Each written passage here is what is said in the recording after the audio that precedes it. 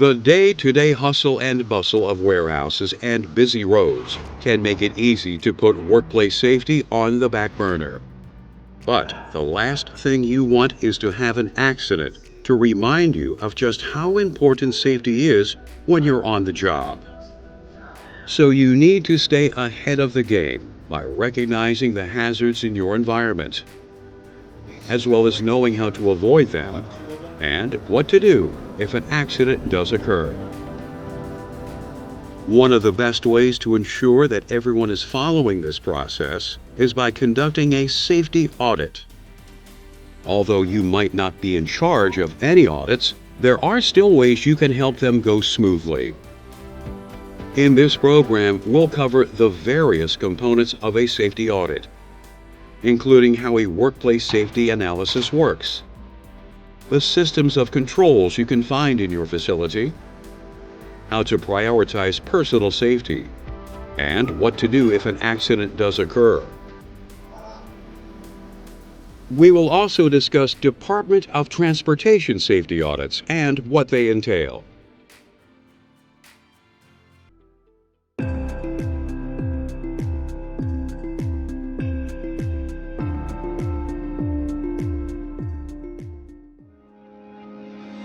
What exactly is a safety audit, and what is it for? A safety audit is a review that identifies hazards and risks in a facility or vehicle.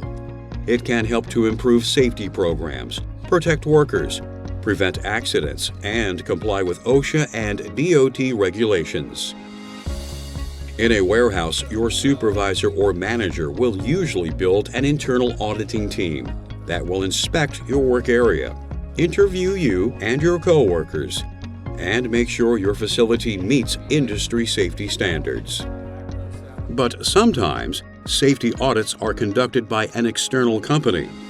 In this case, their investigators are in charge of the process. For commercial vehicles, the DOT may send an FMCSA certified auditor to your workplace. However, at other times, these audits can be completed online. There are three major types of safety audits addressing hazard identification, compliance with regulatory standards, and the overall effectiveness of your facility's safety program. Some audits tackle all of these issues at once. You can't find solutions to problems that you don't know about, which is why the first step in any safety audit is a comprehensive search for potential hazards, called a workplace analysis. This typically begins with a physical inspection of your work environment. The audit team will look for general hazards in the facility, such as cluttered work areas, damaged or uneven flooring, insufficient lighting, and any hazardous materials. They will also examine tools and equipment to make sure that they are right for the jobs they're being used for, and that they are in good condition. The analysis can even include an assessment of the factors that are associated with the organization of individual workstations or your truck's cab and their ergonomic impact. In addition to a physical inspection, a workplace analysis should also examine your facility's policies and procedures and how they might affect on-the-job safety. Your knowledge and opinions are important to this process. While you may not be in charge of your facility's workplace analysis, you can still help to make sure that it goes smoothly. After all, no one knows your job better than you do. So you might be asked to inspect your own work area, vehicle, and equipment for damage or potential hazards. If you do find any problems during your inspection, it's important that you immediately report them to the audit team, as well as your supervisor or your company's safety director. After you complete an evaluation of your work area, an auditor might also interview you. So think about how you do your job, and be ready to make any recommendations you have about how it could be done more safely.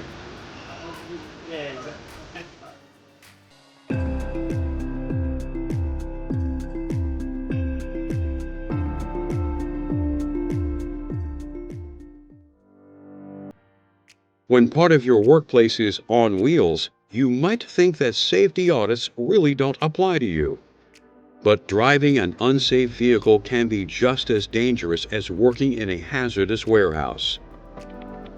That's why the DOT requires that their motor carrier safety audits include both the trucks in your fleet as well as your warehouse or other home base. This process helps to ensure that your company is complying with all Federal Motor Carrier Safety Administration (FMCSA) regulations.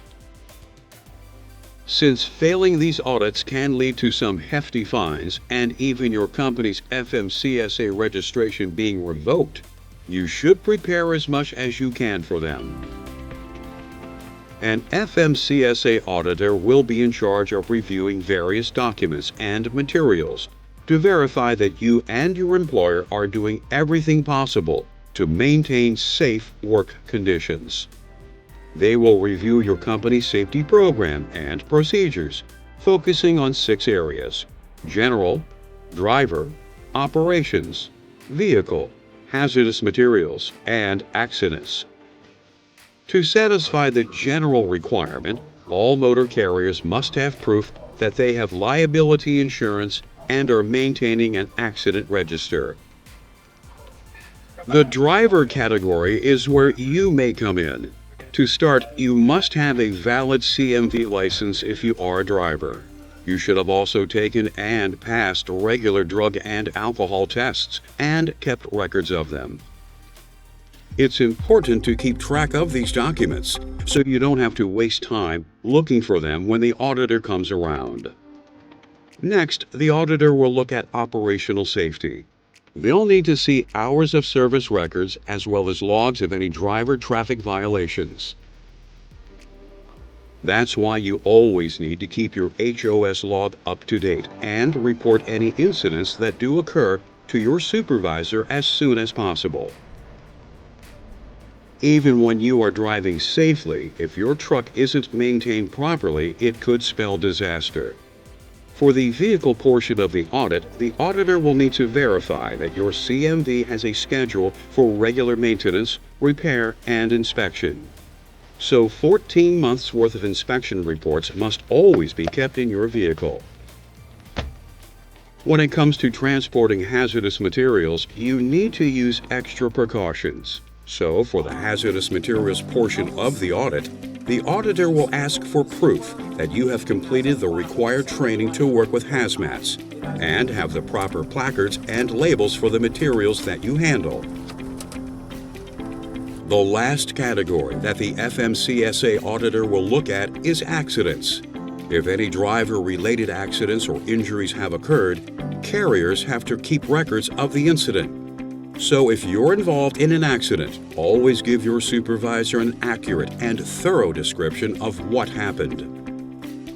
In some cases, your company may be able to submit all of these documents online rather than having an auditor come on site. But even in these cases, the audits should be taken very seriously.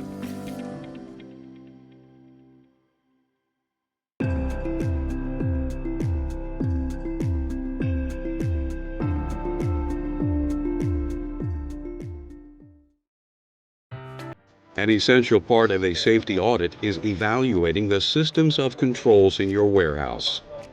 These are physical or procedural controls that are used in your workplace to minimize the hazards that are associated with your job. They are called systems of controls for a reason. They work together to protect you, but that doesn't mean that they all function the same way. In fact, OSHA's hierarchy of controls identifies the various types of controls that can exist in a workplace and how effective each type is. At the top is the elimination of a potential hazard and guarantees that the hazard no longer exists. In a warehouse, it can be something like ending the use of a hazardous material or removing hazardous equipment from a work area. Next is substitution. If a hazard can't be completely eliminated, your facility can substitute something that poses less of a risk. For example, swapping out a highly hazardous chemical for one that is less hazardous. Following elimination and substitution in the hierarchy are engineering controls. These are physical control mechanisms in your facility or on your equipment that help protect you from hazards. For instance, speed limiting devices could be installed on the forklifts in your warehouse to prevent them from moving too fast and possibly hitting a pedestrian who stepped into their path. Some trucks have speed limiters as well. A guard on a storage rack is another example of an engineering control. It's there to protect you from potentially falling objects. Administrative controls provide the next level of protection. These are the rules and procedures that are set up to make your environment as safe a place to work as possible. For example, putting a no smoking policy in place in an area that contains flammable materials to help prevent a fire or explosion from occurring. Drivers' hours of service requirements are another example of administrative controls. These limits prevent CMV drivers from overextending themselves and help to prevent accidents by making sure that they get the rest that they need to drive safely. Personal protective equipment, PPE, is at the bottom of the hierarchy of controls, but that doesn't mean it isn't important. It's just the last line of defense against injury. It's used to protect you from problems that might occur even though administrative and engineering controls are in place, not instead of them. As part of a workplace analysis, your supervisor will want to make sure that you're using the correct PPE for the work that you do and using it properly. You should also examine your PPE yourself to verify that it's in good condition. Gloves that have worn thin or high visibility clothing that has faded will not protect you. While you may not have had a part in setting up the controls in your work environment, it's important to make sure that everyone uses them. So as part of an audit, you may be asked to monitor how the controls in your area are working. If you find any potential problems, you need to report them immediately.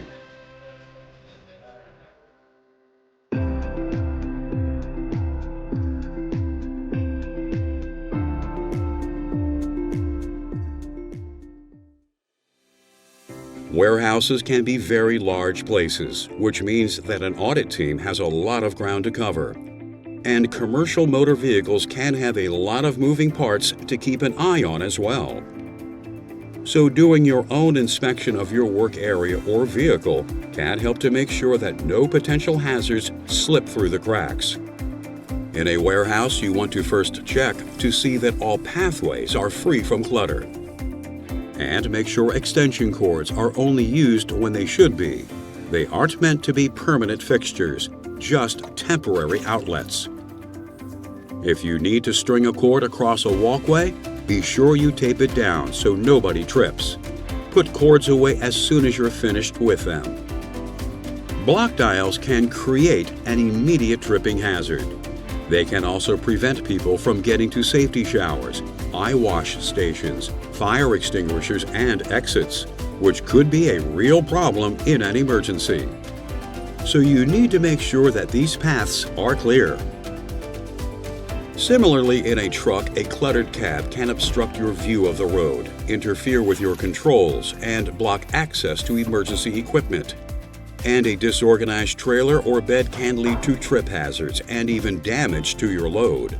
So you should always keep your vehicle clean and organized. You should also inspect the equipment and tools that are in your work area or vehicle. Look for any dents, frayed cords, or dull blades. All of these can lead to serious accidents.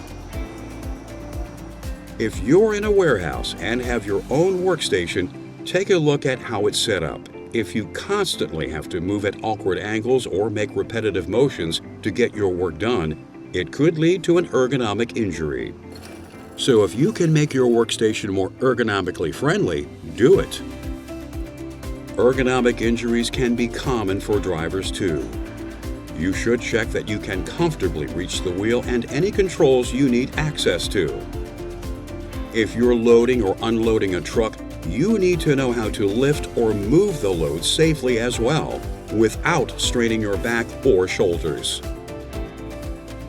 If you're working with hazardous materials, make sure that you can identify each material, its hazards, and the safe work practices you should use when handling it. You can find this information in the Materials Safety Data Sheet. And remember, if anything changes in your work area, such as the addition of new equipment, you need to make sure you are up to date with any training that you need to work safely with it.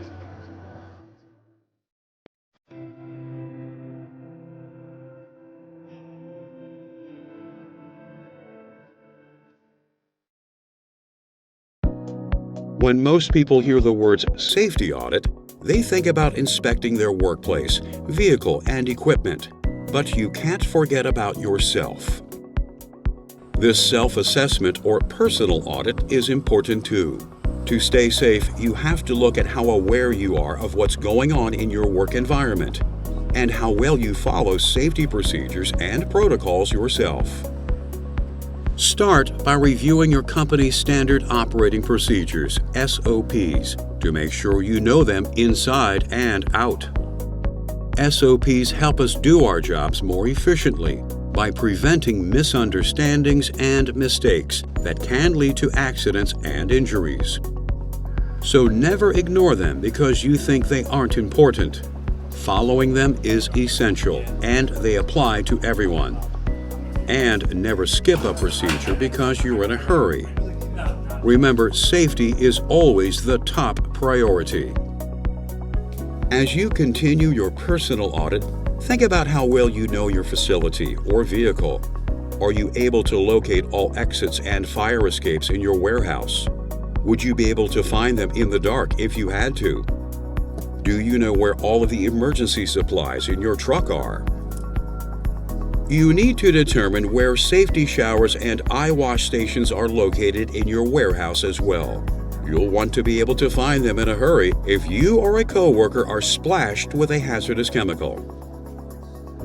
You should also determine where the nearest first aid kit is located. If an emergency occurs, you won't want to waste time searching for it. And make sure you know where fire extinguishers are kept too, as well as what type should be used in various situations. Using the wrong one could actually spread a fire instead of putting it out.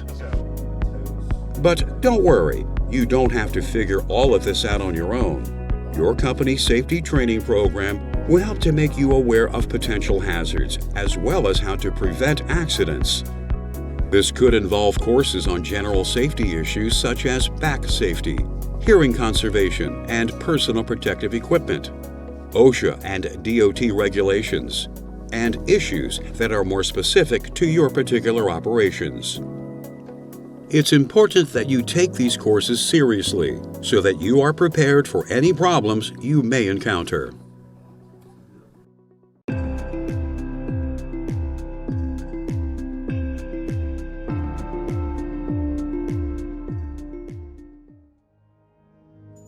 Sometimes, no matter how careful we are or what steps we take to protect ourselves, accidents still happen.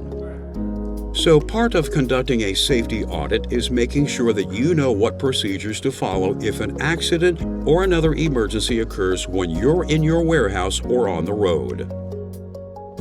First, check to see that emergency numbers are posted by all phones in your work area. If you're on the road, they should be in your cell phone.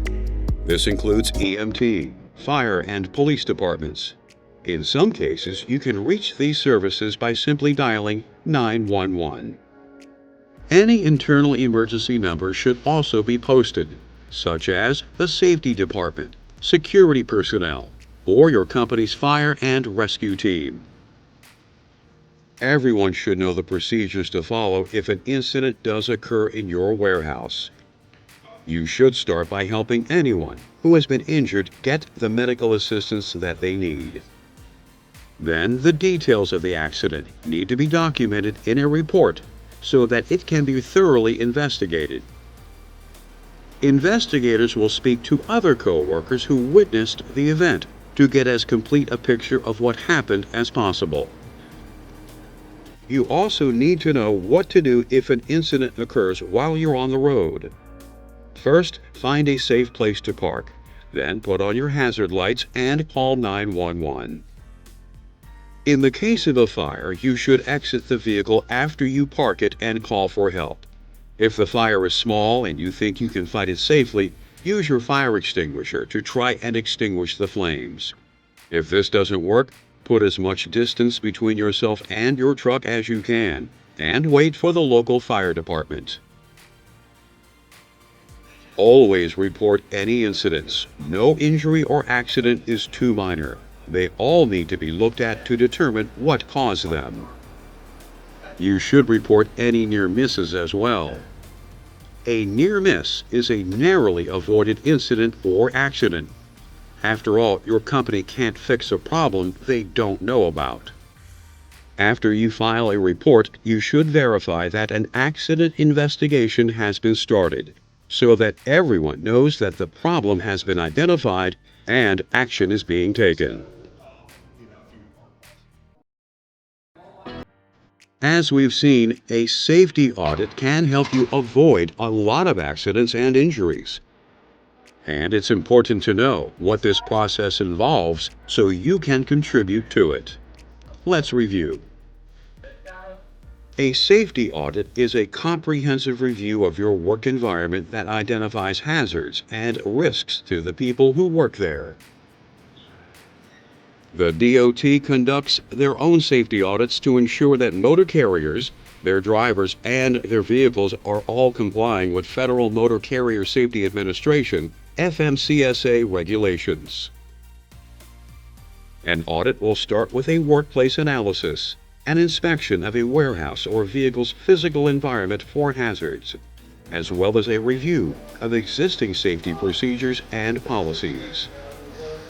You should be aware of the systems of controls that are used in your environment, including hazard elimination, substitution, engineering controls, administrative controls, and personal protective equipment. Conducting an inspection of your own work area or vehicle is an important part of a safety audit.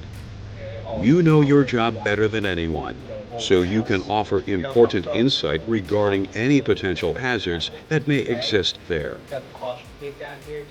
Doing a personal safety audit can help you determine how well you know and follow safety policies and procedures yourself. You should always report any incident or near miss that you experience or see occur, no matter how minor it may seem. Now that you know how you can play an active part in safety audits, you can help to make sure that your workplace or vehicle is the safest it can be for both you and your coworkers.